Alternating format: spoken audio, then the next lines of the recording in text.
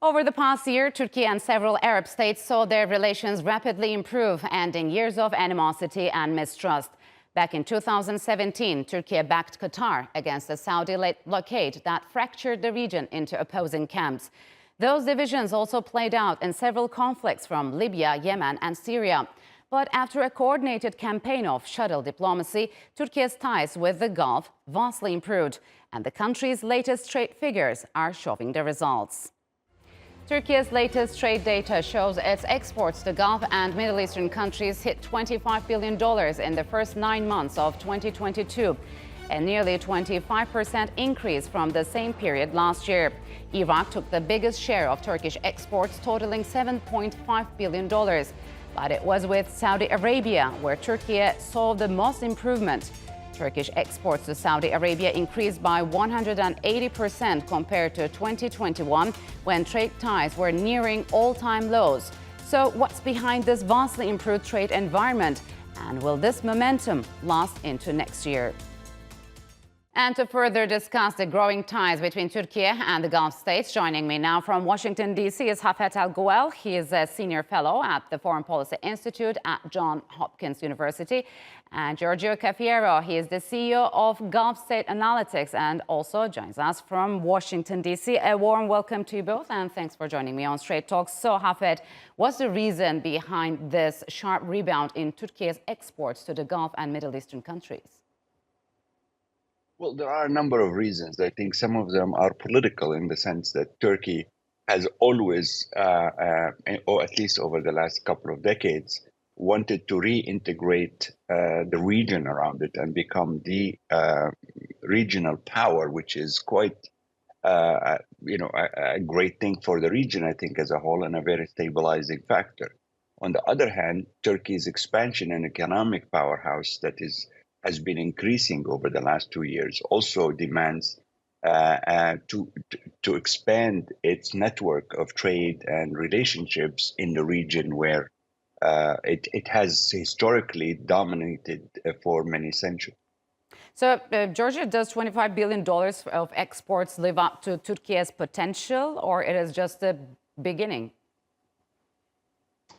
Well, it's certainly impressive the extent to which Turkey has these robust economic relations with member states of the GCC and other Arab states throughout the wider MENA region. But, I know that Turkey is very ambitious when it comes to its economic agendas throughout the Arab world. I think Turkey is going to obviously be looking for ways to further expand these economic links down the line. So, Hafet, Israel comes second among the countries Turkey exports to the most. Is this somewhat linked to the full restoration of ties between the two countries, or trade ties had never been negatively affected when diplomatic relations were cut off? I think Turkey has always had a growing economic relationship with all the countries. I mean, if you look at its relationship or the new arrangement that it has sort of engineered and designed, for example, with Libya, the new economic and naval agreements, which is quite strategic in the area of gas in the East Mediterranean. Turkey has never stopped its trade, for example, with Egypt, despite all of the political issues that the two countries faced over the last almost 10 years now. Israel is the same thing. I think Turkey is quite a sophisticated political and economic structure that it understands that it has multidimensional relationships with the various countries around it, including Russia, for example, where one issue does not impact the overall relationship in any way or another, and vice versa. So I think for example, the complex example of relationship with Russia gives us a sense of how Turkey approaches its foreign relationships. So, yes, as you've mentioned, we know that trade relations were never cut off with Israel and Egypt. But Saudi Arabia seems to be a different case, Georgia. So we've seen the highest increase in exports to Saudi Arabia by 180%. How significant is this? Well, I think it certainly is very significant. We of course have to take into account the geopolitical context. It was until not too recently Turkey and Saudi Arabia had many tensions in their relationship, and the same is also true for Turkey and the UAE. I think the Arab Spring revolutions of 2011 and other events, including the failed coup plot in Turkey in 2016 and the conflict in Libya, all contributed to some serious tensions between Ankara and some countries in the Gulf, including Saudi Arabia. But it's been quite impressive the extent to which Ankara has quickly reconciled with Abu Dhabi, and also the same is true in terms of Ankara's relationship with Riyadh. I think there's a real desire, both in Turkey and also in those Gulf states, to try to really focus on opportunities for trade and investment, and to not really make political tensions the factors that ultimately shape these bilateral relationships. So, Hafid, the European Union is going through its own inflation problems, and fears are growing. A recession will hit the United States. China is also suffering the economic consequences from its zero tolerance to COVID policy. So, will all these factors combined, could Turkey's and regional countries work more together to help shield them from this global economic downturn? Well, that's the smart policy. Yes, they should do that, because right now, especially after the COVID pandemic, it has become very clear that you can no longer rely on a major supplier of goods like China over the many years. Now, the more strategic approach is to have regional hubs that can supply and become the engines of growth, economic growth within their own region. So the hope is, and I think that has always been the policy of Turkey. I think the change we've seen from Saudi Arabia, and especially the Emirates, was not really that Turkey is the one that cut off this relationship. It was these countries that have chosen over the last many years to take an adversarial position against Turkey. Now that they have recognized that they can no longer live in that bubble they've created of anti-Turkey, anti-Iran,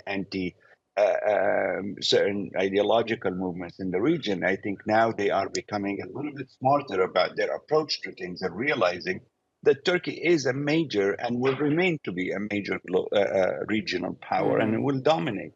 And it is much better for them, both economically and politically, to have a better relationships with Ankara. Yes. So on top of that, Georgia, how has the latest Saudi-U.S. rift over OPEC's decision to cut oil production 2 million barrels per day impacted regional politics, especially when it comes to energy?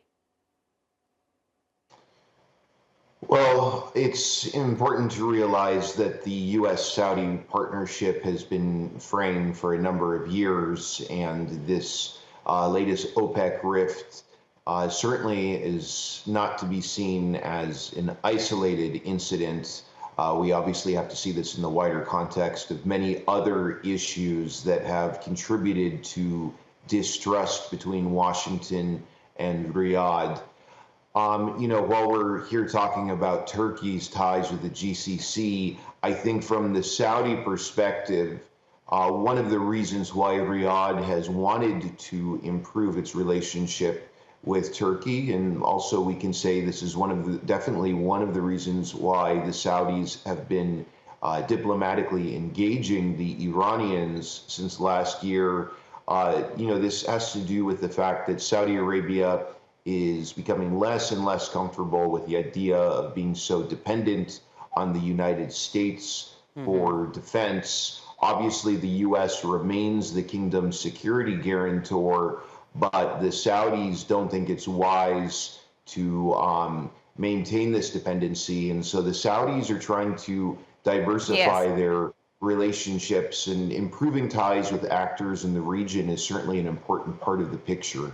So, in fact, could the uncertainty of future energy prices over this latest draw between the US and Saudis give more fuel to make Turkey an energy hub? Yes, absolutely. I think all indications so far is that Turkey will become a major energy hub in the East Mediterranean and the wider Middle East, in a sense, and regain its economic power over that region, which has historically extended for many hundreds of years. For example, take two just quick example. One is the relationship between Turkey and Russia. Despite all the political conflicts they face in various areas, they have still an agreement and a very codependency on each other when it comes to the pipelines, gas pipelines to the East Mediterranean going to Europe. We are the biggest market for Moscow's gas.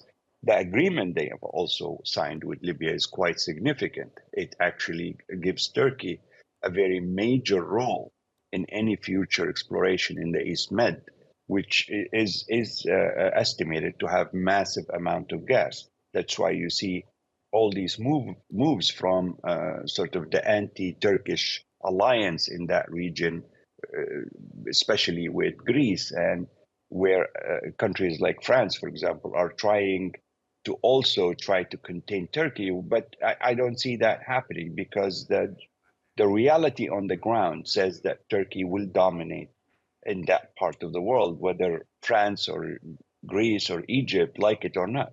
All right, gentlemen, unfortunately, we'll have to leave it here. Thank you very much for joining me on Straight Talk.